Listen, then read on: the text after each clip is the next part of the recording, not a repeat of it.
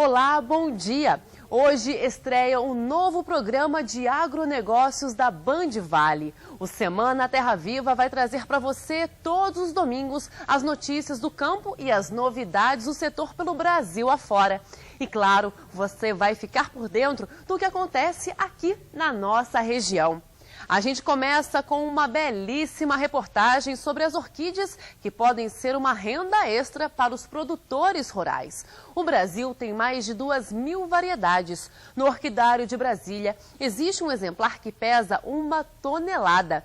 Confira na reportagem de Ricardo Mignoni e Darlan Neves. As orquídeas integram uma das maiores famílias de plantas existentes. Apresentam muitíssimas e variadas formas, cores e tamanhos. A maior parte delas cresce sobre as árvores, usando-as como apoio para buscar luz, mas também há variedades terrestres. No Orquidário do Ibama, em Brasília, há diversas variedades do Brasil e de outros países. Nesta época do ano, poucas estão floridas, mas entre setembro e dezembro, a estufa do orquidário está repleta de flores. Muitas variedades de orquídeas têm floração muito rápida. Algumas dão a flor durante o dia e ela murcha à noite. Já outras, como a Phalaenopes, originária da Ásia, tem floração longa, durando meses. Este exemplar, especificamente aqui do Orquidário do Ibama, já está florido há mais de um ano. Essa outra, a Grammatophyllum speciosum, também trazida da Ásia, é a maior orquídea do mundo. A planta chega a pesar 1 tonelada. A engenheira florestal Lu Menezes é a chefe do Orquidário do Ibama. Ela pesquisa orquídeas há 30 anos e conseguiu descobrir e descrever mais de 100 variedades, já tendo publicado 8 livros especializados.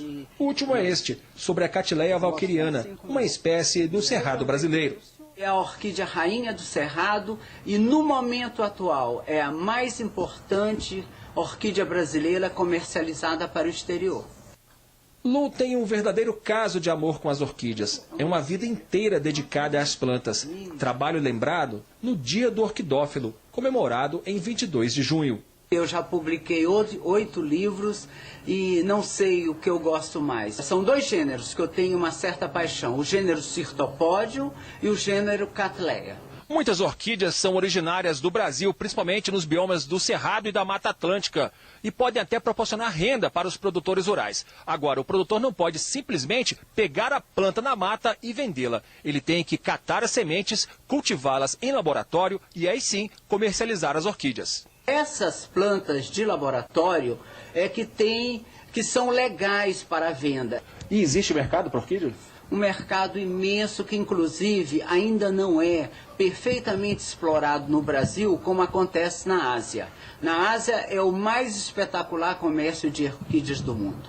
A respeito da enorme variedade de espécies, somente uma pequena parcela é usada para a ornamentação, pois a grande maioria tem flores pequenas e folhagens pouco atrativas. Por outro lado, com as variedades vistosas, os orquidicultores vêm obtendo milhares de diferentes híbridos de grande efeito e apelo comercial. Alguns exemplares chegam a custar milhares de reais. Há espécies ameaçadas de extinção na natureza, tanto pela coleta indiscriminada quanto pelo corte das florestas. São pessoas como Lu Menezes que ajudam a preservar a biodiversidade e a beleza das orquídeas. Nós fazemos uma campanha, um programa de educação ambiental, alertando os cultivadores, os orquidófilos, a não comprarem orquídeas do mato. O objetivo é que eles comprem apenas plantas reproduzidas.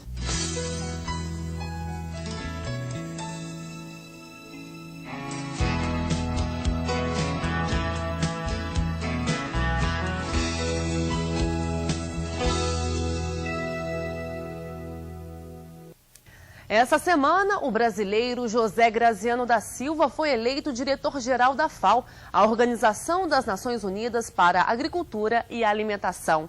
Graziano foi ministro de Segurança Alimentar e Combate à Fome no primeiro mandato do presidente Lula. Ele foi um dos coordenadores do programa Fome Zero. O brasileiro assume o cargo no ano que vem, no momento em que a grande discussão é aumentar a produção de alimentos sem prejudicar ainda mais o meio ambiente. Graziano iniciará seu mandato no dia 1º de janeiro de 2012 e ficará no cargo até o dia 31 de julho de 2015. A crise da risicultura do sul do Brasil chegou até as autoridades do Planalto Central. Nos últimos meses, os produtores amargaram a desvalorização do produto. Na terça-feira passada, representantes da Federarroz estiveram em Brasília para discutir as medidas de ajuda apresentadas pelo governo. As recentes medidas anunciadas pelo governo, como a retirada por meio de leilões de mais de 1 milhão de toneladas de arroz do mercado, não vão resolver a situação dos produtores do sul do país. Segundo representantes do setor, que participaram de audiência pública sobre a crise na risicultura na Câmara dos Deputados, ainda não há armazéns suficientes para o arroz a ser leiloado. Lamentavelmente não se viu nada em termos de armazéns credenciais da Conab. Nós precisamos com urgência resolver a situação, porque senão nós não temos onde colocar os produtos oriundos desses mecanismos anunciados. Além disso, segundo a Federação dos Produtores de Arroz do Rio Grande do Sul, as medidas não contemplam os dois pleitos principais dos agricultores: o adiamento dos vencimentos de custeio de safra e de comercialização e uma subvenção para recuperar as perdas dos produtores que já venderam a safra a um preço muito baixo. Para a Federarroz, só 15% dos risicultores serão beneficiados. Vai contemplar no segundo semestre, um pequeno número de produtores que têm acesso aos mecanismos, que têm armazém credenciado, e a grande maioria fica sem ter como acessar ou se recuperar desses prejuízos que ele já comercializou. Sobre o déficit de armazéns, o secretário de Política Agrícola do Ministério da Agricultura, José Carlos Vaz, que participou da audiência, disse que a Conab está se esforçando para sanar o problema. Quanto aos demais pleitos, pelo menos um deles, o da subvenção, por enquanto, está fora de cogitação. Essa medida ainda não está amadurecida, em princípio ela não vai ser implementada, porque nós estamos com o entendimento que as outras ações que foram anunciadas, elas vão permitir a reação desse preço, escoar a safra e regular o mercado e não causar sequelas para os futuros anos safra dos produtores. O Ministério da Agricultura anunciou na última semana a reabertura do mercado da África do Sul para a carne suína brasileira. O ministro Wagner Rossi também comemora o protagonismo do Brasil na reunião do G20 Agrícola. O ministro da Agricultura, Wagner Rossi, convocou a imprensa para fazer um balanço sobre a participação brasileira na reunião do G20 Agrícola. Ele disse que defendeu o aumento da produção mundial de alimentos para combater a excessiva volatilidade dos preços das commodities agrícolas, posição que, segundo o próprio Rossi, foi bem recebida. O ministro brasileiro também defendeu a produção de biocombustíveis renováveis, como o etanol e o biodiesel, e uma maior transparência em relação aos estoques de alimentos. Em resumo, Wagner Rossi destacou o protagonismo do Brasil no G20 Agrícola. O Brasil tem um protagonismo porque seu produtor é eficiente. E não é justo que ele venha a ser prejudicado. Por quê? Porque os europeus dão subsídios elevados aos seus produtores, porque o comércio internacional não é justo e não é aberto.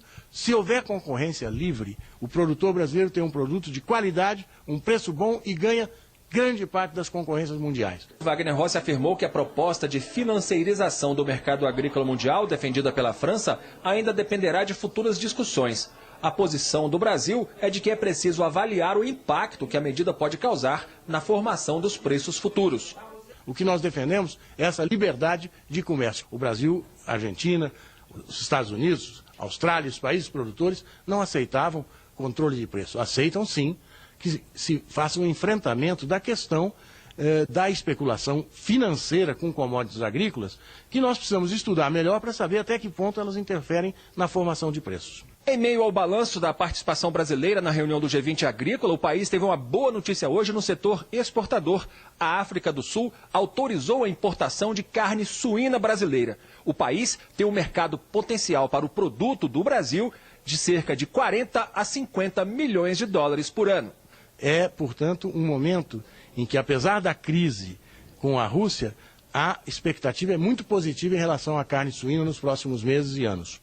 A seguir, saiba mais sobre as duas maiores feiras agropecuárias da região, que começam na próxima semana, e veja como foi a edição desse ano do Mega Leite, cheio de novidades sobre o mercado leiteiro. A gente volta em instantes.